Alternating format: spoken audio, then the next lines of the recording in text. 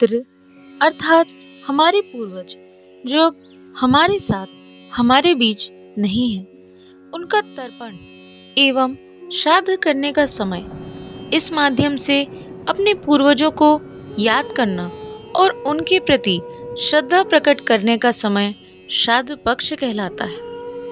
स्वागत है आप सभी का आज की इस नए वीडियो में। साथियों, आज हमारे पूर्वजों के आशीर्वाद से एवं हमारे चैनल के माध्यम से हम आपके समक्ष श्राद्ध पक्ष की कथा को सुनाने जा रहे हैं। आशा करते हैं आपको यह वीडियो अवश्य पसंद आएगी। वीडियो पसंद आए तो वीडियो को लाइक करें। अगर आप चैनल पर नए हो तो चैनल को सब्सक्राइब करना ना भूलें एवं बेल आइकन अवश्य प्रेस करें ताकि आप ऐसे ही भक्ति पथ पर अग्रसर हो सकें। साथियों, इस वीडियो को अपने सभी संबंधियों के साथ अवश्य शेयर करें ताकि वे भी भक्ति पथ पर अग्रसर हो सकें। आइए साथियों, देर न करते हुए हम आज की वीडियो को प्रारंभ करते हैं। जय श्रीमन नारायण।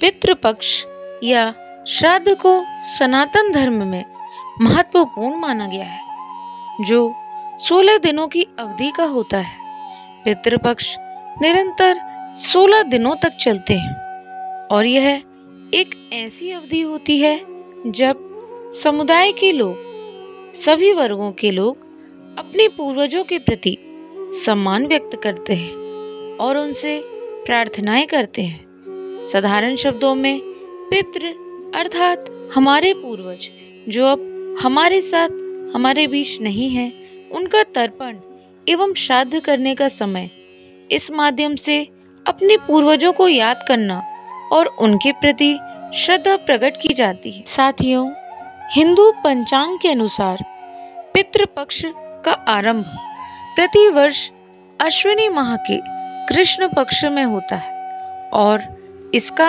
अंत अश्विन अमावस्या पर होता है। श्राद्ध कर्म की पूरी अवधि पूर्वजों को समर्पित होती है। श्राद्ध पक्ष की शुरुआत गणेश चतुर्थी के अगले दिन पहली पूर्णिमा से होती है और अमावस्या पर इसकी समाप्ति हो जाती है। आइए साथियों, अब हम आपको बताते हैं कि पूर्वजों का श्राद्ध हम किस दिन कर सकते हैं। पितृपक्ष के दौरान पूर्वजों का श्राद्ध किस तिथि पर किया जाए, इस प्रश्न का मान्यताओं अनुसार सही जवाब है कि अगर आपको पितर, पूर्वज या परिवार के मृत सदस्य के परलोक गमन की तिथि याद हो तो पितृपक्ष में पड़ने वाली उक्त तिथि को ही उनका श्राद्ध किया जाना चाहिए। यदि देह त्यागने की तिथि के बारे में पता नहीं है तो इस स्थिति में अश्विन अमावस्या को श्राद्ध कर सकते हैं। इसलिए ही इसे सर्वपितृ अमावस्या कहा जाता है। यदि किसी परिजन की असमय मृत्यु अर्थात किसी दुर्घटना, आत्महत्या आदि से अकाल मृत्यु हुई हो तो उनका श्राद्ध चतुर्थी तिथि को करना चाहिए। पिता का श्राद्ध अष्टमी और माता का श्राद्ध नौमी तिथि को करना उपयुक्त माना गया है। आइए साथियों, अब हम जानते हैं श्राद्ध का ज्योतिषीय महत्व। ज्योतिषा शास्त्र के अनुसार जब कन्या राशि में सूर्य का प्रवेश होता है उसी समय पितृपक्ष पड़ता है।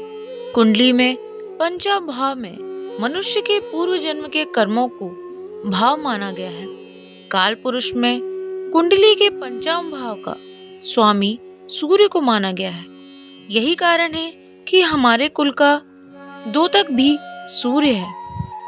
सामान्य अर्थों में जब सूर्य कन्या राशि में आता है तो सभी पितृ अपने पुत्र पौत्रों और अपने वंशजों के घर धरती पर आते हैं। इस 16 दिनों की अवधि के दौरान पितृपक्ष की अश्विनी अमावस्या को पूर्वजों का श्राद्ध नहीं किया जाए तो पूर्वज कुपित होकर अपने वंशजों को श्राप देकर वापस चले जाते हैं। आइए साथियों, अब हम जानते हैं कि पितृपक्ष के दौरान हमें किन कार्यों से बचना चाहिए।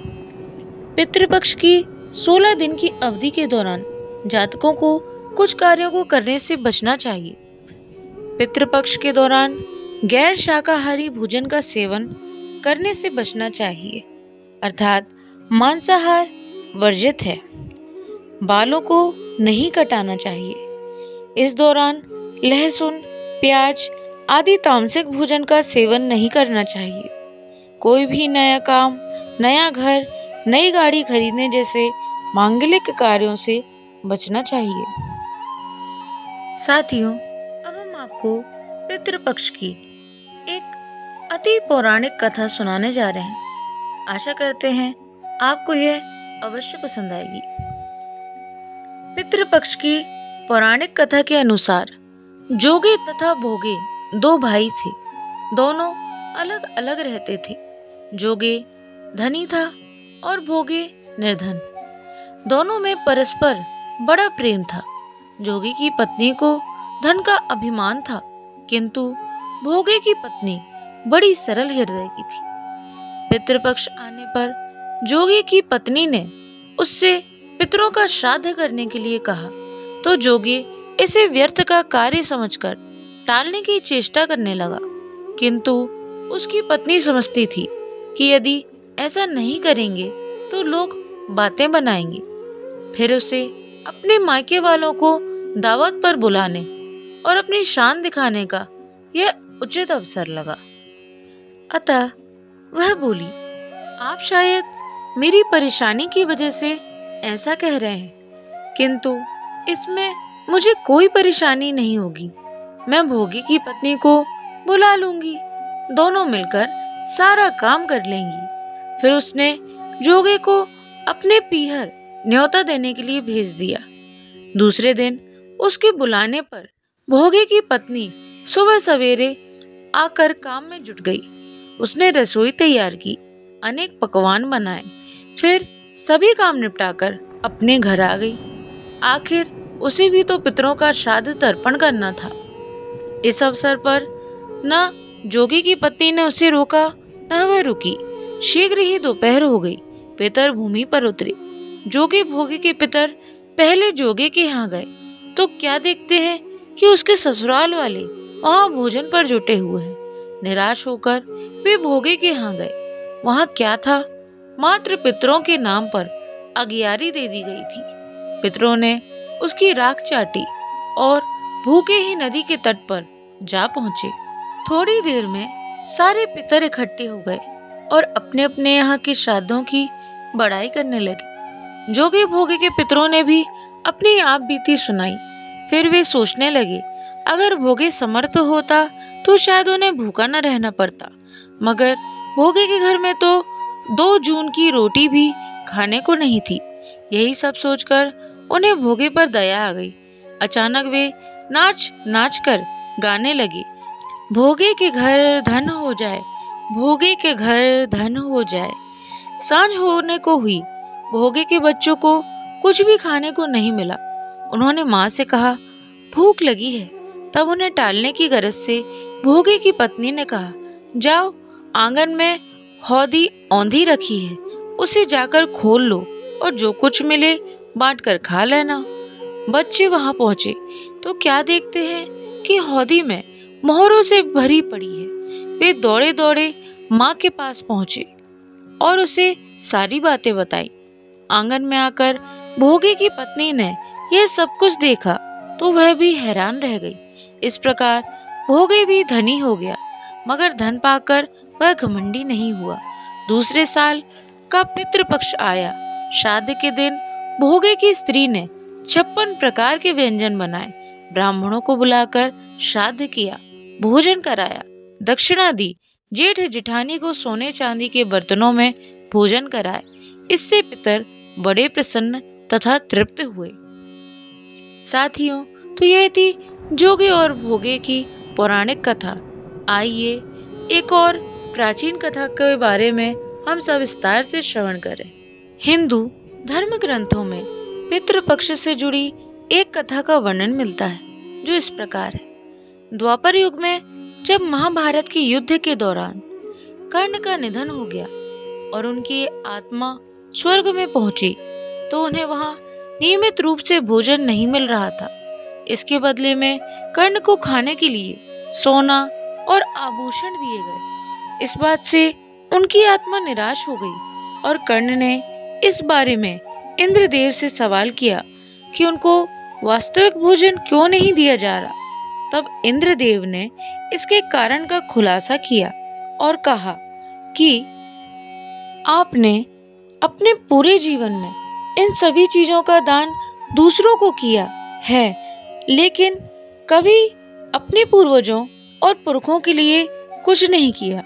इसके जवाब में कर्ण ने कहा कि वह अपने पूर्वजों के बारे में नहीं जानते थे और यह सुनने के बाद कर्ण को भगवान इंद्र ने 15 दिनों की अवधि के लिए पृथ्वी पर वापस जाने की अनुमति दे दी, जिससे वह अपने पूर्वजों को श्राद्ध कर्म कर सके।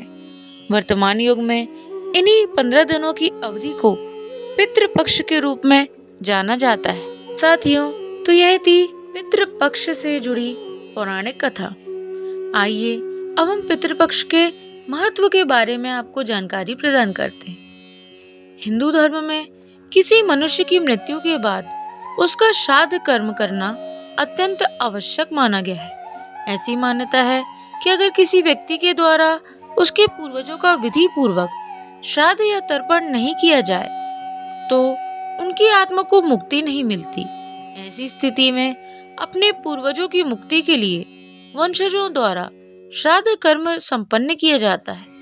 पितृपक्ष जातकों के लिए एक ऐसा अवसर होता है जब वे अपने पुरखों का सम्मान करें और उन्हें भोजन और जल अर्पित करें।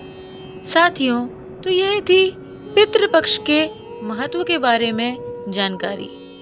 आइए अब हम पितृपक्ष से जुड़ी कुछ परंपराओं के बारे में भी जानकारी प्राप्त करते हैं। पितृपक्ष के दौरान श्राद्ध कर्म को संपन्न किया जाता है। श्राद्ध कर्म को करने की प्रक्रिया सबकी अलग अलग हो सकती है, लेकिन इनके मुख्य रूप से 3 भाग होते हैं। प्रथम भाग को पिंडदान के रूप में जाना जाता है, जहां पितरों को पिंड अर्पित किया जाता है। पिंड चावल, शहद, बकरी के दूध, चीनी और जौ से बनाए जाने वाले चावल के गोले होते हैं। द्वितीय, तर्पण को दूसरे भाग के रूप में जाना जाता है और इसके अंतर्गत आटा, जौ, कुशा, घास और काले तिल के साथ मिश्रित जल को पितरों को अर्पित किया जाता है। तृतीय भाग, पितृपक्ष का तीसरा और अंतिम चरण ब्राह्मण एवं पुजारियों को भोजन कराना होता है। जातकों को धार्मिक ग्रंथों से कथा पढ़नी या सुननी चाहिए। चतुर्थ, पितृदोष निवारण पूजा। किसी भी जातक की कुंडली में पितृदोष होने के कारण नकारात्मकता प्रभाव का सामना करना पड़ता है। इस दोष को पितृपक्ष में पितृदोष निवारण पूजा द्वारा दूर किया जा सकता है। साथियों, तो यह थी पितृपक्ष से जुड़ी एवं श्राद्ध कर्म से जुड़ी संपूर्ण जानकारी। आशा करते हैं आपको यह वीडियो अवश्य पसंद आई होगी। वीडियो पसंद आई हो तो वीडियो को लाइक करें। अगर आपने अभी तक हमारे चैनल को सब्सक्राइब ना किया हो तो चैनल को सब्सक्राइब अवश्य कर लें एवं बेल आइकन अवश्य प्रेस कर दें, ताकि आप हमारे चैनल पर प्रस्तुत की जाने वाली समस्त वीडियो का नोटिफिकेशन जल्द से जल्द प्राप्त कर सकें। आपसे निवेदन है कि इस वीडियो को अपने सभी से संबंधियों के साथ अवश्य शेयर करें, ताकि वे भी भक्ति पथ पर अग्रसर हो सकें। आज के लिए साथियों इतना ही। आपका दिन मंगलमय हो। जय श्रीमन नारायण, जय श्री हरि। राधे राधे।